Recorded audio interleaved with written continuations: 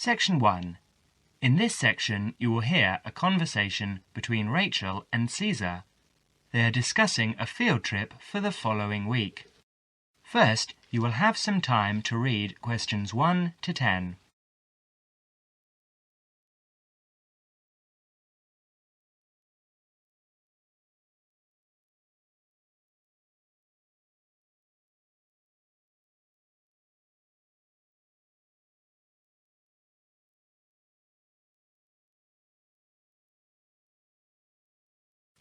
You will see that there is an example which has been done for you. On this occasion only, the conversation relating to this will be played first. Hi, Caesar. How are you? Good, thanks, Rachel. I'm fine. I was going to ring you tonight, so it's a good thing I've run into you. I wanted to remind you about the field trip, the 2-day field trip next week. Caesar wanted to remind Rachel about the field trip next week, so next week is provided in the space. Now we shall begin. You should answer questions as you listen because you will not hear the recording a second time. Now listen carefully and answer questions 1 to 7. Hi, Caesar. How are you? Good, thanks, Rachel. I'm fine. I was going to ring you tonight, so it's a good thing I've run into you. I wanted to remind you about the field trip, the 2-day field trip next week. What field trip? The geography field trip to the Warragamba Dam and the water treatment plant. It's a compulsory part of the first-year environmental science course. Didn't you know about it? No, I must have missed that piece of information. This is news to me. But give me the details, please. Sure. Well, we have to meet outside the library next Monday at 7 in the morning, or you can meet us at 7:45 at the bus station in time to catch the coach, which departs at 8 o'clock. Oh, all right. And how long does it take to get to this place? Well, once we're on the coach, it will take about 2 hours. No, actually more like 2.5 hours at that time of day. And it could take as long as 3 hours to come back the next day because of the evening traffic. And what's the purpose of the trip? Didn't you get the course outline?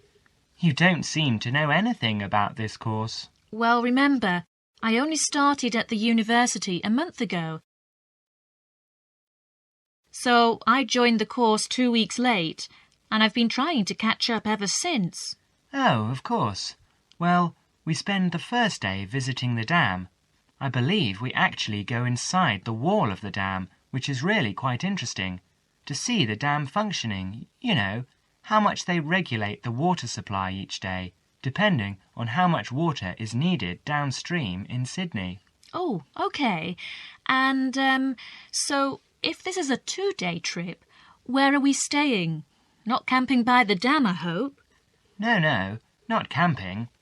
They do actually have some overnight cabins near the dam for visiting groups, but we're spending the night in a youth hostel in a town nearby. That's all been arranged by the university. And what about meals? Should we take our own food along? No, you won't need to do that. The hostel provides 2 meals, breakfast and an evening meal, and we can find a cheap place to buy lunch. Great. So, is this the only dam that supplies water for Sydney? There are a couple of others too, but this is the main one. Well, with a population of over 4.5 million people, I suppose we do use thousands of litres each day. Absolutely. In fact, according to my notes here, they pump the water through something like 20,000 kilometres of pipes and canals and store the water in 262 service reservoirs. And each day we use enough water to fill 600 Olympic swimming pools. Now you will have another chance to look at questions 8 to 10.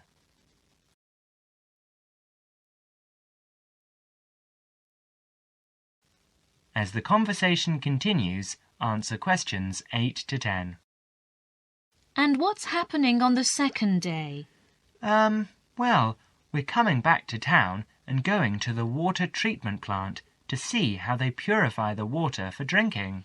Oh, that should actually be quite interesting. I'll bring my camera. Yes, that's a good idea, because we're supposed to include original photos for the final piece of work at the end of the course. And make sure you bring a notebook and pen or pencil. OK, I'll do that. You'll probably need some good walking shoes and spare clothes too, and I would recommend that you bring a waterproof coat of some sort, because the chances of it raining are pretty good next week. And a hat, perhaps. Sorry, no. I draw the line at a hat. Fair enough. And by the way, do you have a mobile phone? I do, actually. Well, bring that along, because that way we can keep in touch more easily. Provided that mobiles work up there, of course. That's a point. Do I need a map? No, I wouldn't bother. We won't need to do any map reading. OK then. See you on Monday, and thanks very much for letting me know. That is the end of section 1. You now have half a minute to check your answers.